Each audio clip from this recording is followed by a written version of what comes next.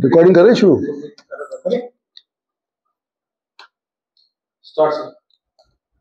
सबसे पहले रेवाड़ी अस्पताल। कई सालों से चर्चा चल रही है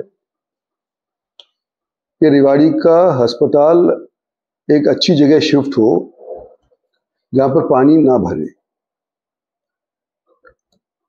इस प्रक्रिया के अंदर कई गांव जुड़े हुए हैं।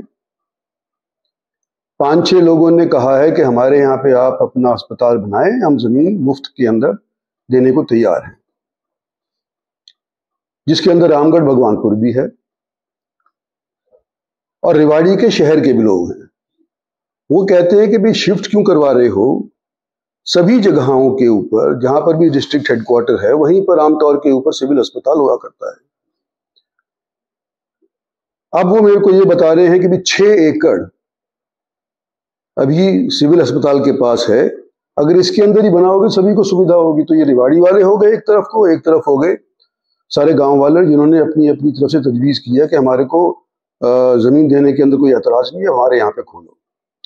मैं इसके बारे में ये कहना चाहता हूं कि अभी इसके बारे में कोई निर्णय नहीं हो पाया है, प्रतिक्रिया चल रही है। मेरी बेटी भी खुद जगह जगह जा करके और उसने चर्चाएं करी है लोगों से, जगह देखी है कि कौन सबसे बेहतरीन जगह दिलवा सकता है, क्योंकि ये जिला का अस्पताल है, किसी एक गांव का नहीं है, किसी एक शहर का नहीं है, 26-36 बिरादरियों का सारे जिले का है।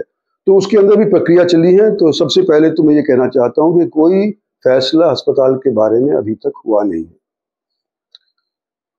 नंबर 2, रामगढ़ भगवानपुर। रामगढ़ भगवानपुर 5-6 गांव में से एक गांव है जिन्होंने अपनी गांव तजवीज़ करी थी और मैं अपना गांव समझता हूं इसको, क्योंकि अभी तक जब भी मैं इलेक्शन लड़ा हूं तो इन लोगों के यहां से मेरे को अच्छी खासी मेजॉरिटी मिली है, खासतौर पे लोकसभा के अंदर भी। आज के दिन रामगढ़ भगवानपुर वाले ये कह रहे हैं कि हमारे यहाँ पर आप अस्पताल बनाओ। अस्पताल इनके यहाँ आता है, सारी सुविधाएं जो चाहते हैं मेडिकल ऑफिसर्स वगैरह, अगर ये उपलब्ध करवा सकते तो मुझे खुशी होगी। दूसरे और कोई गांव सुविधा उपलब्ध करवा सकते हैं तो भी मुझे खुशी होगी। ये तो सारे ही मेरे हैं, सभी ने मेरा समर्थन किया, तभी तो मैं जीता हूं। रामगढ़ भगवानपुर वाले कुछ दिन पहले सीएम साहब की मीटिंग थी, यहाँ पर धन्यवाद रैली करी थी उन्होंने। मैं उस दिन आया था उनकी मीटिंग को अटेंड करने के लिए और अगले दिन मेरी मीटिंग थी दिल्ली के अंदर, मैं वापस चला गया। सुबह सुबह 8 बजे जब मैं तैयार हो रहा था तो उस टाइम के ऊपर मेरे को बताते हैं कि जी रामगढ़ भगवानपुर वाली पंचायत आपसे मिलना चाहती है। तो मैंने कहा मैं अपनी मीटिंग के लिए लेट हो जाऊंगा, एक बार बाहर आ जाता हूं। तो मैं ये नहीं हो सकता कि मैं एक से मिलूं, 9 से ना मिलूं। मेरे पे तो जब लोग होते हैं यहाँ पे कम से कम 500-400 आदमी आ जाता है मिलने के लिए। तो मैंने उसको कहा कोई टेलीफोन पे बात करा दी। मैंने टेलीफोन पे यही कहा उनको कि भाई देखो अभी फैसला नहीं हुआ है और फैसला होने के ऊपर देखे जाएंगे, लेकिन सब चेक कर रहे हैं कौन सी सबसे अच्छी जगह है, सबसे ज्यादा लोगों को जिसका फायदा होगा वहां पर अस्पताल बनाने की प्रक्रिया आमतौर के ऊपर होती है। सो मैंने उसको बोल दिया। उसके बाद उससे बात करके मैं दिल्ली के लिए रवाना हो गया। उस दिन मैं किसी को नहीं मिला, ना रामगढ़ भगवानपुर वालों को मिला, ना किसी और पंचायत को मिला, ना किसी एक बंदे को, सिंगल बंदे को भी यहाँ पर नहीं मिला। पिछले दरवाजा जो मेरा मेन गेट है घर का, उधर से मैं सुबह निकल गया। लोग मेरे यहाँ पे थे जो मेरे ऑफिस के रहते हैं, वो सारे के सारे इन्होंने लोगों के काम ले लिए और मेरे को दिल्ली पहुंचा दिए।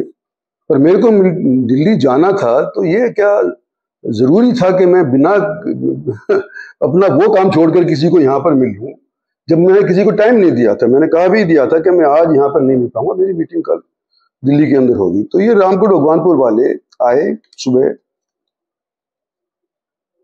और अब तो कुछ तो देहात वाले होंगे ही, समझते होंगे घर किधर होता है, बैठक किधर होती है, ऑफिस किधर होता है, घर किधर को होता है। तो इन्होंने गाड़ियां वहां खड़ी करी जो मेरे घर के सामने वाला जोड़ है उसके आसपास। उस गेट को मैं कभी इस्तेमाल नहीं करता, सिर्फ आने जाने के लिए अपने घर के अंदर इस्तेमाल करता हूँ। मेरा गेट ये वाला इस्तेमाल होता है जो ऑफिस का है। यहाँ पे लोग बैठे होते हैं, सामने की तरफ पार्किंग है, साथ के अंदर एक स्टेडियम है, उसके अंदर पार्किंग है, तो आराम से यहाँ पे लोगों को पता है कि गाड़ी कहाँ खड़ी करनी चाहिए अगर इंद्रजीत सिंह से बातचीत करनी होगी तो ये लोग यहाँ की बजाय दूसरी जगह के ऊपर अपनी गाड़ी खड़के और फिर पता करते करते यहाँ पर आए सुबह सुबह कि भी इंद्रजीत सिंह से मिलना है। क्या मतलब हुआ कि ये मेरे घर के अंदर पहले कभी नहीं आए थे। ये लोग अगर मेरे घर के अंदर आए हुए थे, 15-20 साल से इस घर के अंदर रह रहा हूं मैं, सैकड़ों हजारों आदमियों से मैं मिल चुका हूं यहाँ पे, इनको ये नहीं पता कि कौन से रास्ते से आकर के इंद्रजीत सिंह को मिलना चाहिए, तो इसका मतलब ये नए थे मेरे लिए, मेरे जगहों के लिए ये नए थे। और जब मैंने बाद में इसके बारे में सोचा तो मैंने कहा ये रामगढ़ भगवानपुर वाले इतना तहश में क्यों आ गए। तो मुझे मालूम चला कि जी ये इनके अनिल सरपंच हैं, सरपंच पति हैं, जिससे मैंने टेलीफोन के ऊपर बात करी थी, जो उन्होंने रिकॉर्ड कर ली है, जिसकी चर्चाएं इस वक्त काफी खासी चल रही हैं।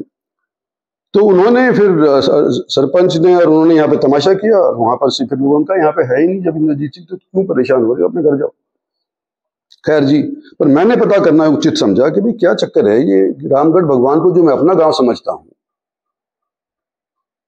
वहां के लोग इस तरह से व्यवहार क्यों कर रहे हैं। जब मैंने सरपंच से बात कर ली तो बाद में पता चला कि ये जो सरपंच अनिल है या सरपंच पति अनिल है भगवानपुर का, इसने मेरी वोट ही नहीं दी। राज बब्बर के खेमे का आदमी पंचायत को लेकर के मेरे पास आए और विद्रोह करे मेरे घर के अंदर, तमाशा करे मेरे घर के अंदर। तो मैंने जब देखा